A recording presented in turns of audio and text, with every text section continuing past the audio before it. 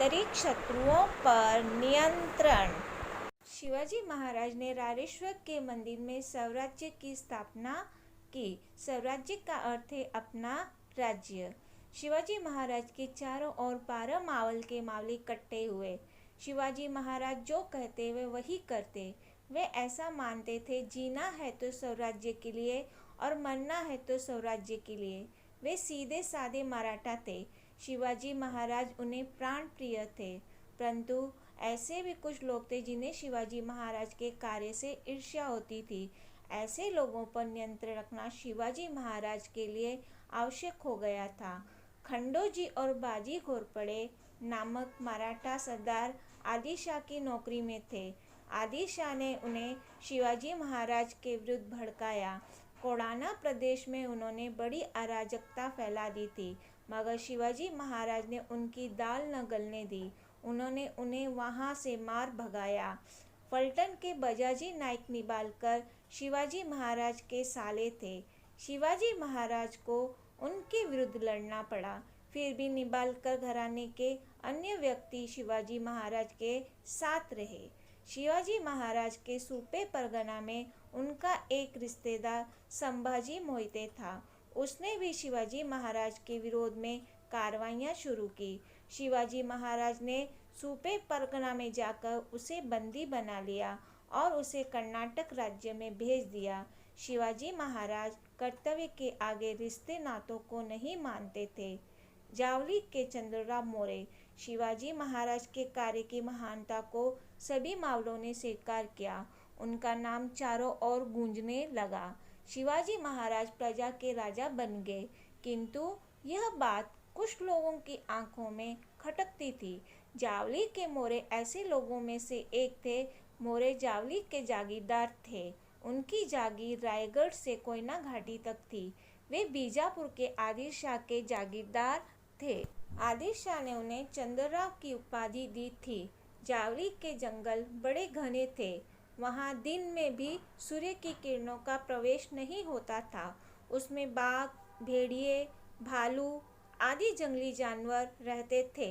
मौर्य की जावली मतलब बाघ का जाल ही थी। इस कारण कोई भी मौर्य को छेड़ने की हिम्मत नहीं करता था। लेकिन यह साहस वीर शिवाजी महाराज ने कर दिखाया। इसका कारण यह था, ईस्वी सन 1645 में दौलतराम मौर्य का देहांत हो गया। उनके उत्तराधिकारियों में झगड़े शुरू हो गए। शिवाजी महाराज ने यशवंतराव मौर्य की सहायता की। उनकी सहायता से यशवंतराव मौर्य जावली की गद्दी पर चंद्रराव के रूप में बैठे।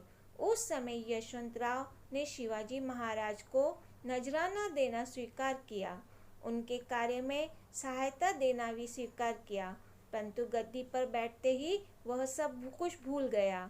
कौन शिवाजी महाराज और कैसा वादा? वह उपेक्षा से व्यवहार करने लगा। स्वराज्य के प्रदेशों पर आक्रमण करना, प्रजा को कष्ट देना आदि विभिन्न प्रकार की हरकतें यशवंतराव करने लगा। शिवाजी महाराज जान गए कि यदि इसी समय मौर्य को सही रास्ते पर न लाया गया तो स्वराज्य को क्षति पहुंचेगी। विद्रोह करने पर मारे जाओगे। शिवाजी महाराज ने यशवंतराव को पहले एक कठोर पत्र लिखा। आप स्वयं को राजा कहलवाते हैं, राजा तो हम हैं। भगवान शंकर ने हमें राज्य दिया है, इसलिए आप अपने आप को राजा न कहलवाएं।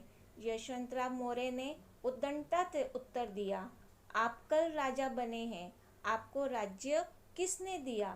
जावली आओगे तो उलझन में फंस जाओगे। हमें ईश्वर की कृपा से आदिल शाह ने राजा की उपाधि, छत्र चामर और सिंहासन मेहरबान होकर दिया है।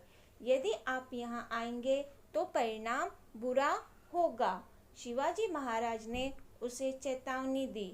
जावली छोड़कर राजा की उपाधि और छत्र फेंक कर रुमाल से हाथ बांधकर मिलने और हमारी सेवा करने के लिए आ जाओ। इतने पर भी यदि गद्दारी करोगे तो मारे जाओगे। जावली के चारों ओर घना जंगल था। रायरी का किला जीतना कितना कठिन था। मौर्य के पास आदमी भी बहुत थे। जावली जीतना सरल न था। पूरी तैयारी के साथ शिवाजी महाराज ने जावली पर आक्रमण किया। लगभग 1 महीने तक यशवंतराव लड़ता रहा, लेकिन उसके बहुत से सैनिक मारे गए। अंत में वह अपने बेटों को लेकर रायरी के किले में भाग गया। शिवाजी महाराज ने जावली को जीत लिया और रायरी की ओर बढ़े। शिवाजी महाराज ने रायरी के किले को घेर लिया। यशवंतराव 3 महीने तक पूरी शक्ति के साथ लड़ता रहा, परंतु अंत में उसे आत्मसमर्पण करना पड़ा। रायगढ़ का किला। जावली की विजय बड़ी महत्वपूर्ण थी। इससे शिवाजी महाराज के साम्राज्य का विस्तार पहले से दुगुना हो गया। यशवंतराव की सेना भी शिवाजी महाराज को आकर मिल गई। रायरी का विशाल किला साम्राज्य के अंतर्गत आ गया। इससे शिवाजी महाराज बहुत प्रसन्न हुए। उन्होंने इस किले का नाम रायगढ़ रखा। उसके बाद उन्होंने पास वाली भोरप्पा पहाड़ी पर एक नया किला बनवाया। उसका नाम भी रखा प्रतापगढ़।